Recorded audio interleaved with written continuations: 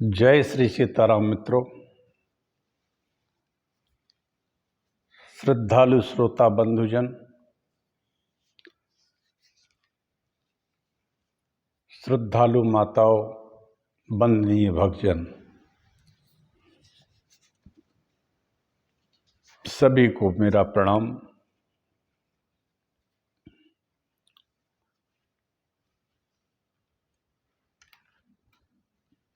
आइए हम सब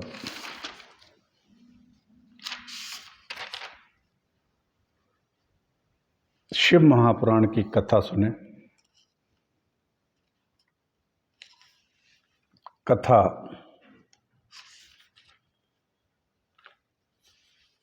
शतरुद्र संहिता की चल रही है। शिव के अवतारों की बड़ी सुंदर सुंदर कथाएं हैं।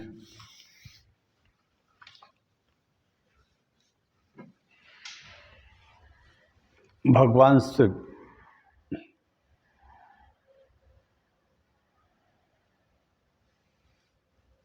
अत्यंत उदारचित,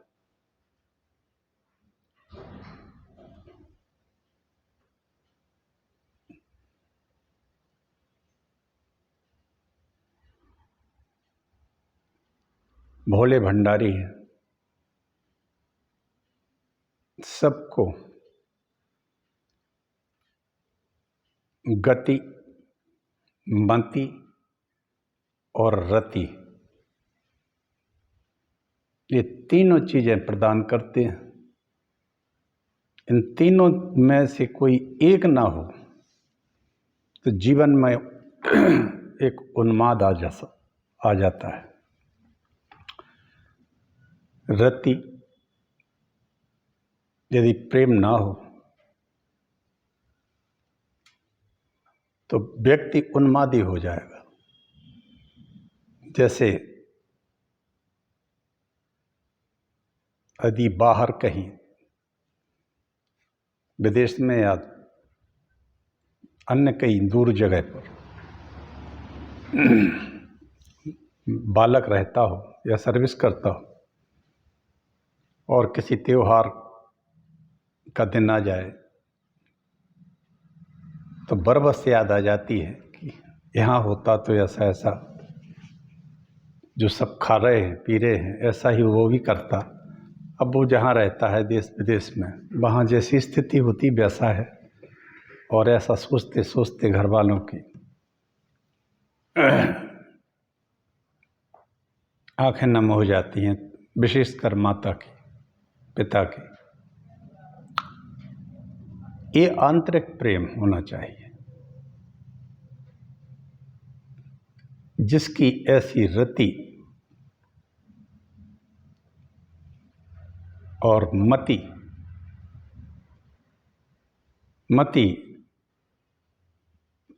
व्यक्ति के जीवन पर पूरा प्रभाव डालती है। यदि मति सापेक्ष है तब फिर जीवन आनंदित होता है, और गति यदि जीवन में नहीं होती तो जीवन फिर नहीं चल पाएगा। हमें अपने जीवन को, पूरे जीवन को स्थिरता देने के लिए गति, मति और रति तीनों की जरूरत रहती है। तब हमारा पूरा जीवन एक स्थिरता को प्राप्त होता है। नहीं तो व्याकुल घूमते रहोगे। और ये तीनों ही चीजें भगवान शंकर की भक्ति से प्राप्त होती हैं। मित्रों, आइए ये तीनों चीजें हमें मिल जाए, सभी को मिल जाए भक्ति से।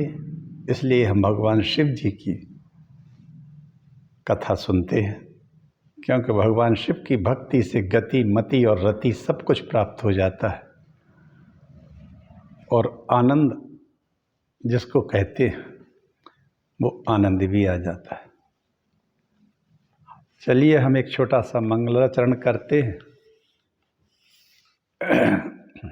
उसके पहले एक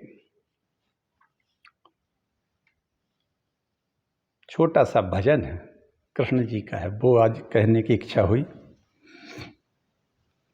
वो कह लेते हैं। भजन चूंकि है, भजन अच्छा ही लगता है, तो एक भजन सुनाते हैं, आप सभी को सुनिए और आप भी गुनगुनाइए। हे वाके बिहारी कृष्ण मुरारी,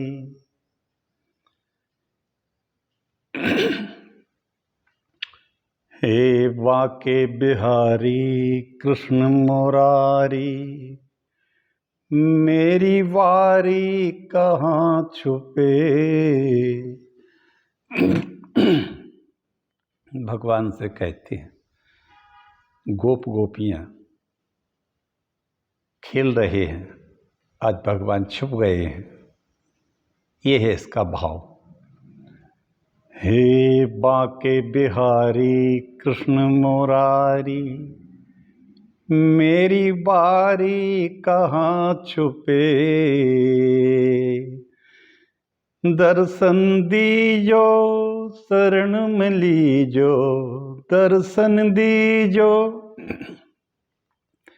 शरण में लीजो, हम बलिहारी कहाँ छुपे। बाके बिहारी कृष्ण मुरारी, मेरी बारी कहाँ छुपे। बाके बिहारी कृष्ण मुरारी, दर्शन दीजो शरण में लीजो, दर्शन दीजो शरण में लीजो, हम बलिहारी कहाँ छुपे।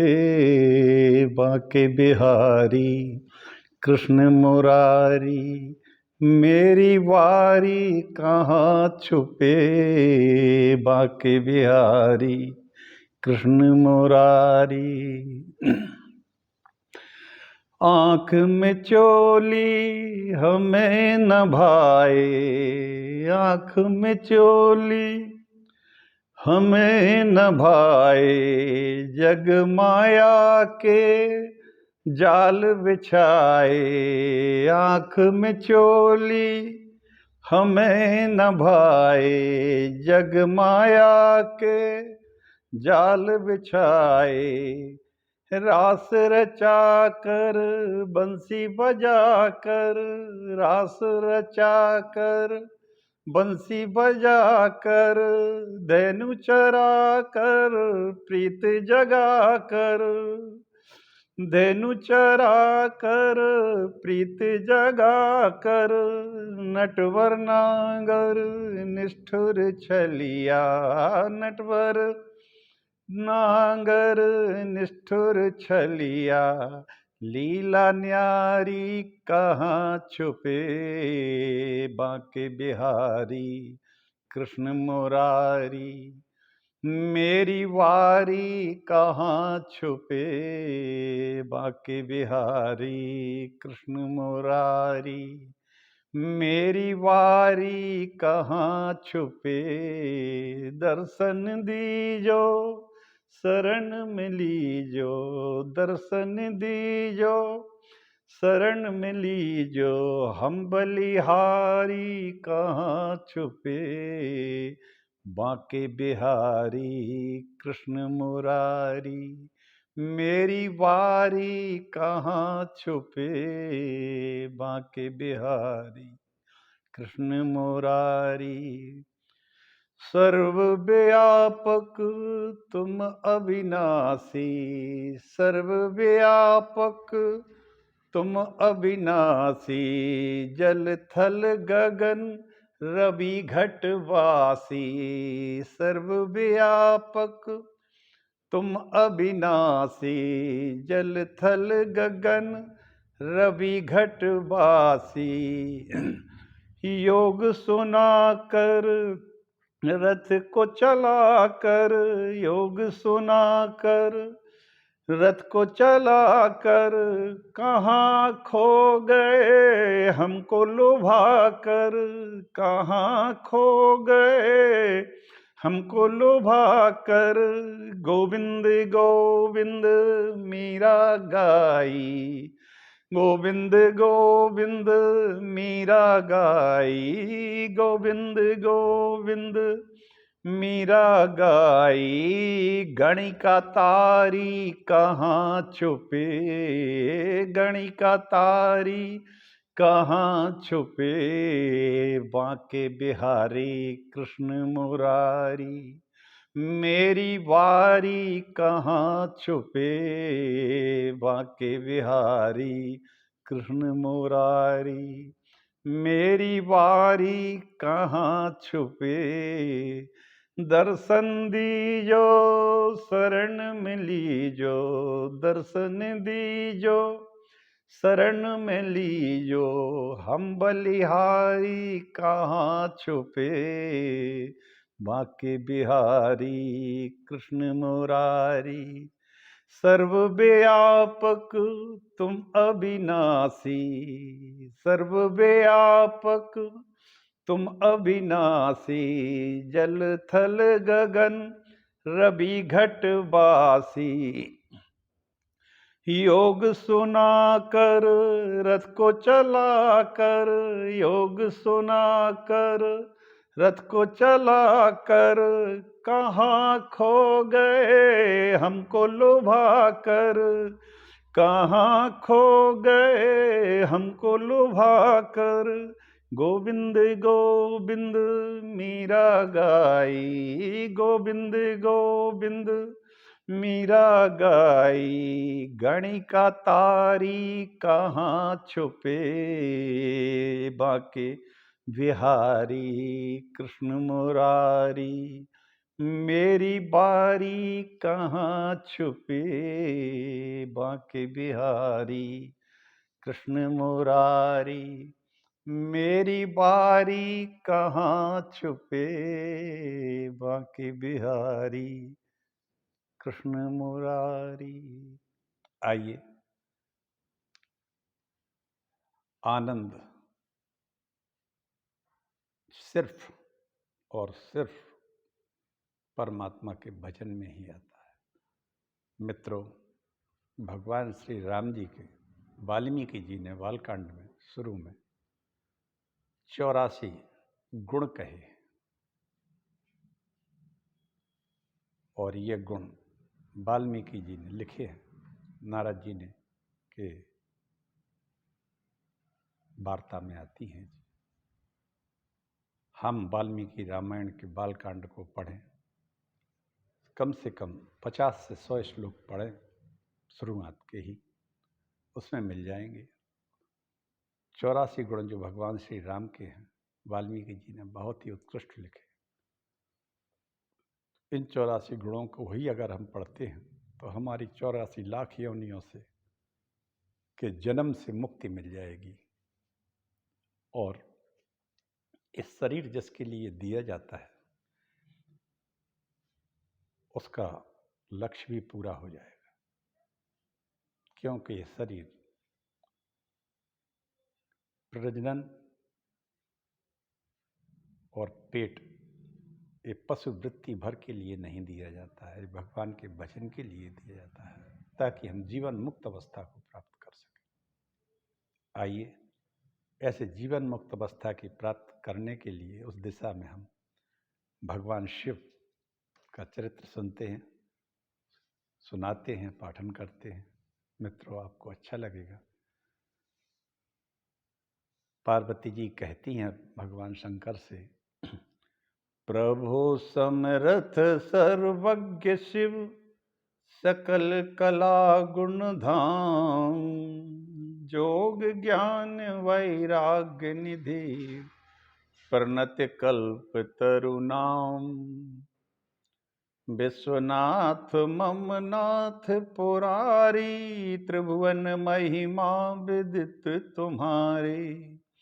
चर अरु अचर नाग नर देवा सकल करहि पद पंकज सेवा। अखंड मंडलाकारं व्याप्तं येन चराचरं तत्पदं दर्शितं येन तस्मै श्री गुरुवे नमः। वक्रतुंड महाकाय सूर्यकोटि समप्रभा निर्विघ्नं कुरु मे सर्वदेव कार्येषु सर्वदा। भवानी शंकरौ वंदे श्रद्धा विश्वास रूपिण्यौ याभ्यां विना न पश्यन्ति सिद्धाः स्वान्तः स्थमीश्वरम्। नारायणं नमस्कृत्य नरं चैव नरोत्तमं देवीं सरस्वतीं व्यासं ततो जयमुदीरये। ओम नमो देव्यै महादेव्यै शिवाय सत्सं नमः। नमः प्रकृत्यै भद्रायै नियताः प्रणताः स्मताम्। शतरुद्र संहिता की कथा चल रही है मित्रों। मैं ये कथा टीकमगढ़ मध्य प्रदेश से कहता हूँ। मैं डॉक्टर राजेंद्र मिश्रा। लगभग 3 वर्ष होने जा रहे हैं निरंतर कथा कहता हूँ। अब इस शिव पुराण मेरा ये 5वां पुराण है जो मैं कह रहा हूँ। शतरुद्र संहिता में भगवान शिव के अवतारों का वर्णन कर रहा हूँ, या एक है पाठन या वाचन कर रहा हूँ। शिव जी के बड़े बड़े अनूठी लीलाएं हैं। कल मैंने उपमन्यु की कथा कही थी और उपमन्यु को अजर अमर कर दिया माता जगदम्बा ने, और सुरेश्वर अवतार लिया, इंद्र का अवतार लिया था उन्होंने। इसलिए एक सुरेश्वर अवतार का मैंने कल वर्णन किया था। आज जटिल अवतार का वर्णन करता हूँ। कैसे जटिल अवतार लिया शिव जी के, अनेकों अवतार और अनेकों लीलाएं। कथा धीरे धीरे बढ़ रही है आगे। आइए आप सब सुने। मेरा YouTube चैनल है हरि बोल डॉक्टर राजेंद्र मिश्रा। उसकी साइट पर जाके आप हमारे पिछले सभी वीडियो देख सकते हैं। उसमें आपको अद्भुत पुराण मार्कंडेय पुराण भी सुनने को मिल जाएगा। बड़ा उत्कृष्ट पुराण है मार्कंडेय पुराण। शिव पुराण प्रधान पुराणों में से एक है। शिव जी की कथा है, क्या कहना। चलिए अपन आगे कथा कहते हैं। नंदीश्वर कहते हैं सनत कुमार जी से, अब आप शिव के जटिल रूप अवतार को श्रवण करो। पूर्व में दक्ष कन्या सती ने अपने पिता के यहाँ यज्ञ में शिव का अपमान होने के कारण यज्ञ में अपना शरीर त्याग दिया था। सती ने दक्ष यज्ञ में उनका अपमान हुआ। शिव जी का अपमान देखकर उन्हें अपना अपमान कम लगा, लेकिन शिव जी का अपमान को जब देखा तो उन्होंने शरीर त्याग दिया। और शरीर त्यागते समय वरदान मांगा कि जन्म जन्म में मेरा शिव चरणों में ही अनुराग रहे। इतना मांग के वह सती ने अपनी योगाग्नि में अपने को भस्म कर लिया। सती मरत हरि सन बर मांगा। बालकांड में तुलसीदास जी लिख रहे हैं। सती मरत हरि सन बर मांगा, जन्म जन्म शिव पद अनुरागा। उसी प्रणय मनोकामना के कारण हिमालय के यहाँ मेनक के गर्भ से पार्वती के रूप में सती उत्पन्न हुई। और इस जन्म में भी शिव कृपा प्राप्त करने के निमित्त नारद के कथन के अनुसार अपनी सखियों के साथ वन में जाकर कठोर तप करने लगी। पार्वती में अपनी निष्ठा जानने के निमित्त शिव जी ने पार्वती के पास में सप्त ऋषियों को भेजा। वहां पर उन्होंने अनेक प्रकार से परीक्षा ली, लेकिन कोई सफलता नहीं मिली। उन्होंने सारा समाचार शिव जी से निवेदन किया। जब शिव जी पार्वती में अपनी निष्ठा जानने को एक अद्भुत ब्रह्मचारी का रूप बनाकर जटिल रूप से पार्वती के पास जाकर पहुंचते हैं। पार्वती ने वृद्ध जटिल को, जिसके हाथ में कमंडल था, देखा और कुशल पूछकर कहा, आप कौन हैं और कहाँ से आए हो। ब्रह्मचारी बने शिव जी कहने लगे, मैं इच्छा के अनुसार चलने फिरने वाला ब्रह्मचारी, तपस्वी ब्राह्मण, दूसरों का उपकार करने वाला हूँ। फिर कहने लगे, क्या कहूँ, कहने योग्य नहीं हूँ, क्योंकि सुख के साधन रूपी नवीन अवस्था में सुंदर भोगों को त्याग कर वृथा ही तुम तप में रत हो। तुम्हारा परिचय क्या है और किस कारण यह कठिन तप कर रही हो? भगवान शिव पार्वती जी से कह रहे हैं, देखिए आप लीला। पार्वती जी की दृढ़ता को देखने के लिए शिव जी ने एक लीला रचते हैं। एक वृद्ध जटिल ब्रह्मचारी बन के कहते हैं कि मैं तो सब जगह जा सकता हूँ अपने तपोबल से, लेकिन तुम युवावस्था में यह तप क्यों करती हो? क्योंकि युवावस्था में तो भोगों को भोगाया जाता है। तुम भोगों को छोड़ करके काहे को इस तपस्या कर रही हो, सूख रही हो? किसके लिए सूख रही हो? पार्वती जी कहती हैं, हे ब्रह्मचारी, हे मुनि, मैं हिमालय के महाराज की पुत्री हूँ, मैं पार्वती हूँ, उमा हूँ। पूर्व जन्म में दक्ष की पुत्री सती थी, तब भी मेरा शिव जी की भार्या थी मैं। लेकिन पिता के यज्ञ में पति का अपमान देखकर यज्ञ में योग द्वारा मैंने अपना शरीर को त्याग दिया। इस जन्म में नारद जी के वचनों पर विश्वास करके शिव जी को पति रूप में पाने को मैं तप कर रही हूँ, क्योंकि भगवान शंकर ही मेरे पति होते हैं हर जन्म में, और उनके बगैर मैं नहीं किसी को जानती। पति रूप में सिर्फ भगवान शिव को ही जानती। अब पार्वती जी तो जगन्माता है, सारे संसार की जननी है। मैं पूर्व जन्म की दक्ष सुता, अब हिमगिरी सुता कहाती हूँ। मैं पूर्व जन्म की दक्ष सुता, अब हिमगिरी सुता कहाती हूँ। नारद बचनों को सत्य मान, शिव पति मिले तप करती हूँ। पार्वती के वचन को सुनकर जटिल रूप शिव ने कहा, हिमाचल की पुत्री, तेरी बुद्धि को क्या हो गया है, जो अत्यंत वैभव युक्त देवताओं को छोड़कर उस बैल पर सवारी करने वाले विकारी जटाधारी और सदा एकांत में रहने वाले उस बैरागी को, न उसका सुंदर रूप है, न कोई उसमें गुण है, तुम उनमें मन को मत लगाओ। शिव जी खुद कह रहे हैं अपने लिए, वो बता रहे हैं कि वो बैल पर बैठता है, वो तो उसमें कोई गुण नहीं है। एक तरह से कह रहे हैं कि वो निर्गुण है, सगुण होके कह रहे हैं कि वो निर्गुण है और विकारग्रस्त हैं, एकांतवासी हैं। ज़्यादातर वो समाधि में रहते हैं या ध्यान में रहते हैं। आगे तेरी इच्छा जो तेरे मन में होकर। मैं वैसे उन शंकर को, शिव जी को अच्छी तरह से जानता हूँ। इस तरह शिव जी रूप बने ब्रह्मचारी ने कहा। उनके वचनों को सुनकर पार्वती को बहुत बुरा लगा।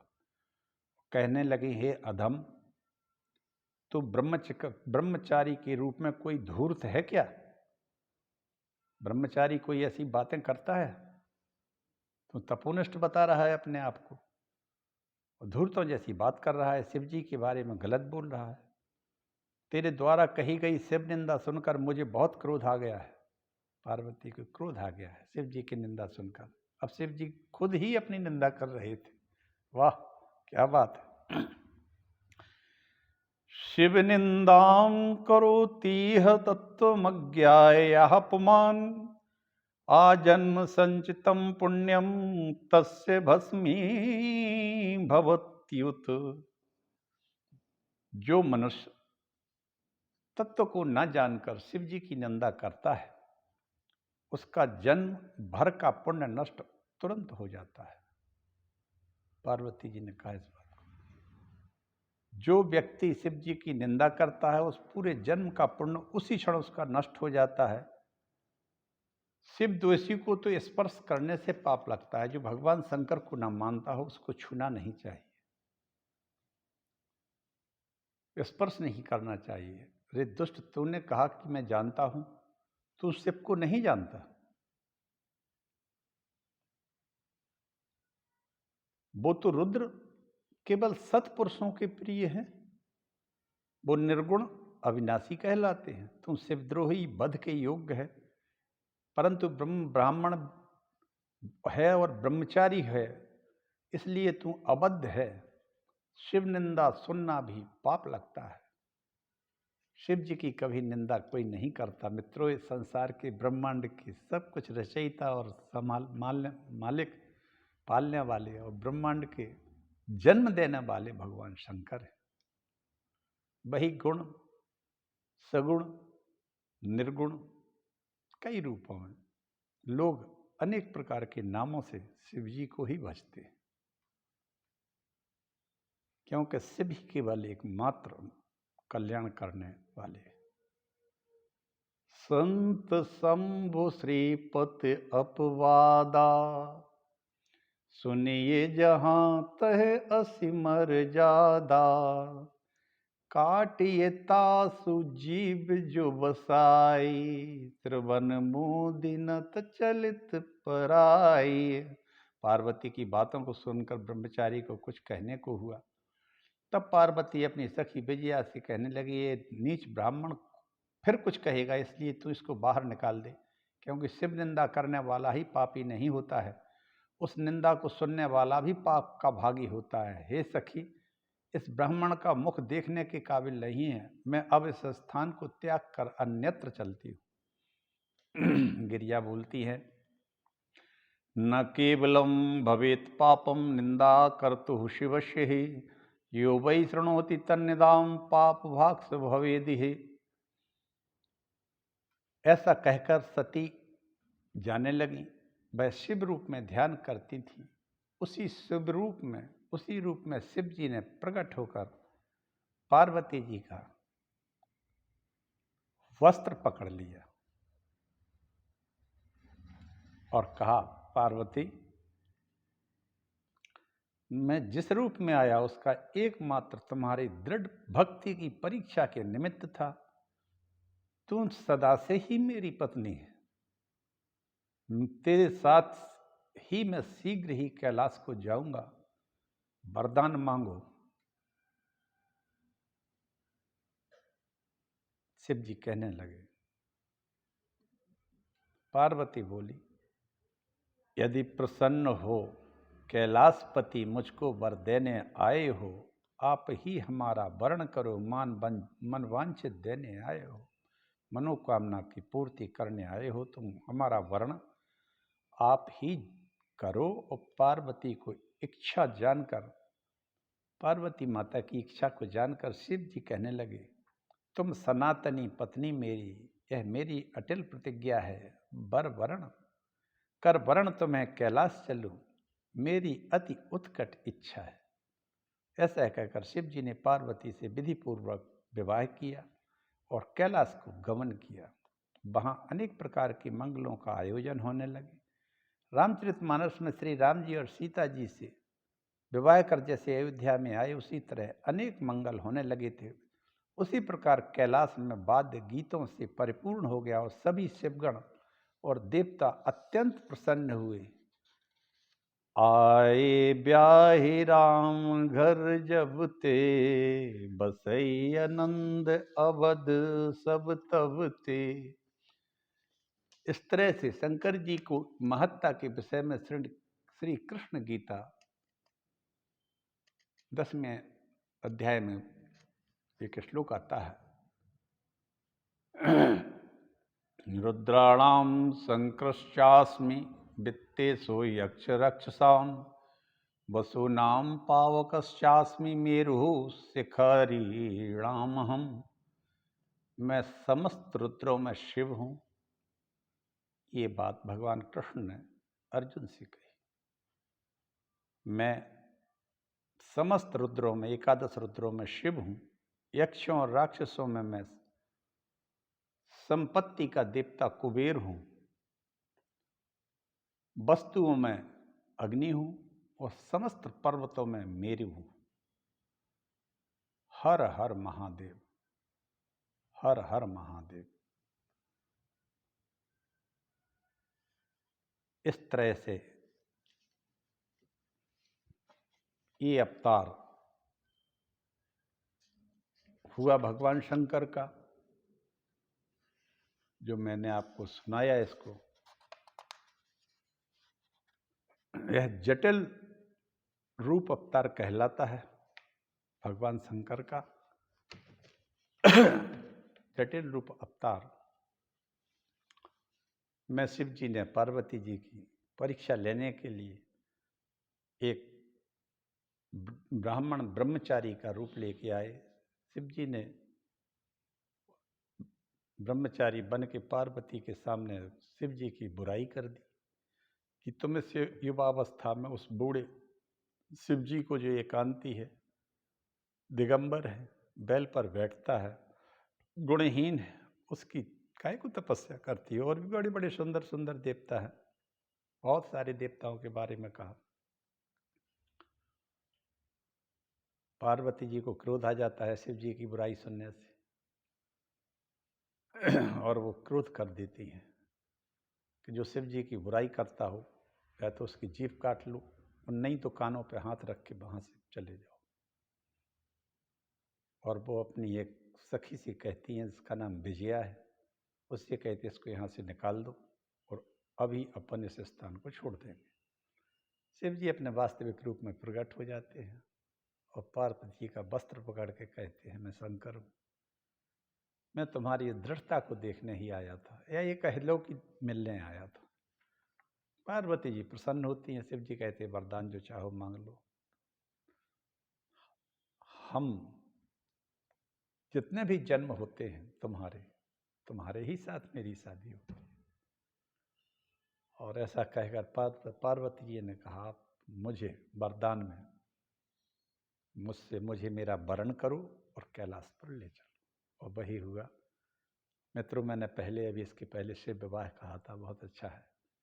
रामचरितमानस में शिव विवाह भी बहुत अच्छा है। इसमें भी शिव पुराण में भी रुद्र संहिता में मैंने कहा था, शिव विवाह में आनंद आया। और रामचरितमानस से भी कहा था। इस तरह से संपूर्ण देवता और सभी शिव जी के गण, तरह तरह के गण, सब लोग भगवान शिव की बारात में गए और माता जगदम्बा से शादी करके शिव जी कैलाश चले आए। और इस तरह से एक अवतार, ये जटिल रूप अवतार जो शिव का है, ये मैंने आपसे कहा। हर हर महादेव।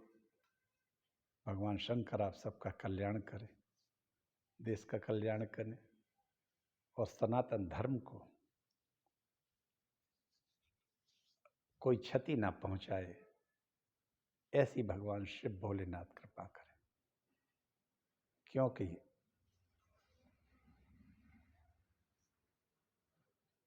अनादिकाल से एक देवासुर संग्राम चलता रहता है।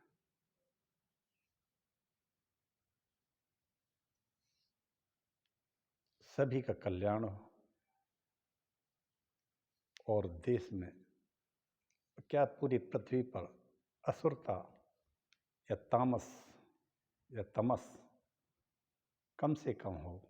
खत्म तो नहीं हो सकता, लेकिन कम से कम हो तो सत्पुरुषों को, सज्जनों को भगवान शिव की भक्ति करने में कठिनाई नहीं होती है और पूरा देश स्वस्थ, सुरक्षित और सुंदर रहता है।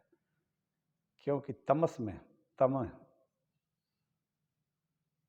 कुछ नहीं है, तो सब एक जैसे ही मानो, लेकिन ये कलह प्रिय होते हैं और कलह में जीवन जीना बड़ा कष्टमय होता है, अत्यंत कष्टमय होता है। क्यों कि मैंने पहले कहा था कि गति, मति और रति ये बाजार में नहीं मिलती हैं, ये सिर्फ भगवान शिव की भक्ति से ही मिलती है मेरे मित्रों। इसलिए सभी की मति अच्छी रहे, सभी की गति अच्छी रहे और सभी की रति अच्छी रहे। रति का मतलब है भगवान के चरणों में प्रेम होना। यही आंतरिक रति है, यही मति है और गति है। ये तीनों ही भगवान की भक्ति से मिलती हैं और सबको मिले और भगवान शिव सब पर कृपा करें कि उन सबको भगवान शिव की भक्ति प्राप्त हो। इसी के साथ मैं अपनी वाणी को विराम देता हूँ और आप सबको प्रणाम करता हूँ। जय श्री राम। ओम नमः शिवाय। हर हर महादेव।